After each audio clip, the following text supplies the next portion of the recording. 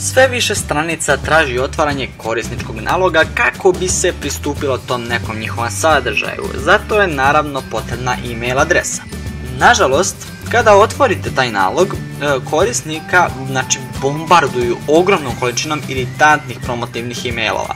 Kako bi izbjegli taj problem, stranica 10 Minute Mail nudi otvaranje privremene e-mail adrese pomoću koje možete se prijaviti na te neke sajtove i nešto tome slično, a koja će se automatski obrisati ili deaktivirati nakon 10 minuta.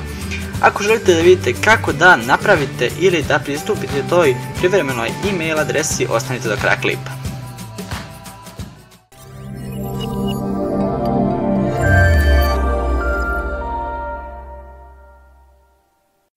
I pozdrav svima ljudi, kao što ste vidjeli u onom uvodu na početku klipa, pokazat ću vam kako da napravite privremenu e-mail adresu. Sada, zašto će ova privremena e-mail adresa moći da vam posluži?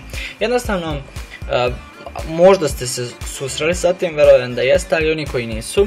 Dakle, ako odete na neku sliku, recimo to dosta ima na slikama, dakle hoćete skinete neku sliku i onda vas odete na neki sajt da se vi prvo registrujete, pa onda ćete moći skinete, ili tako za neku pesmu, neki efekat, nešto bilo šta.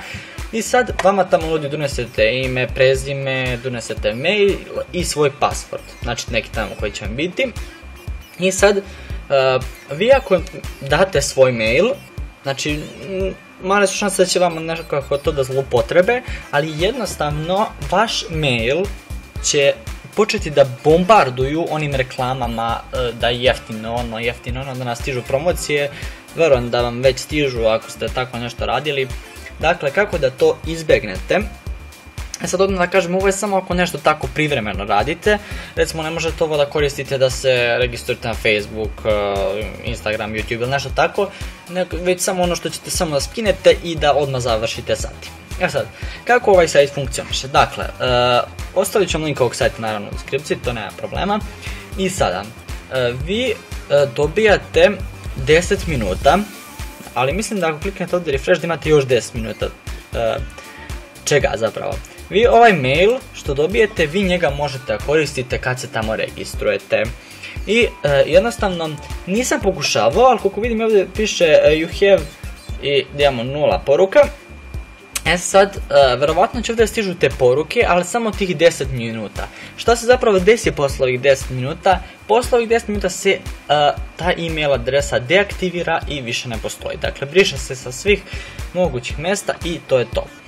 Sad, zato vam kažem, jednostavno ovo ne možete da koristite stalno, već samo dok to, jednako ćete non stop ići ovdje refresh naravno.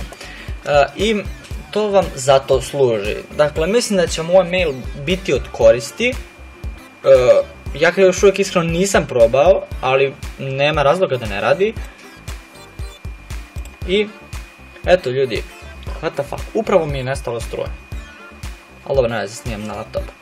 Eto ljudi, to je bilo to. Hvala što ste pogledali klip, nadam se da se svidio i da vam je bio od koristi. Ako jeste, ostavite like, share i subscribe. Posjetite moju Facebook stranicu, link Facebook stranice ćete imati u deskripciji, tako da to bi bilo to i vidimo se u nekom sljedećem klipu. Ćao!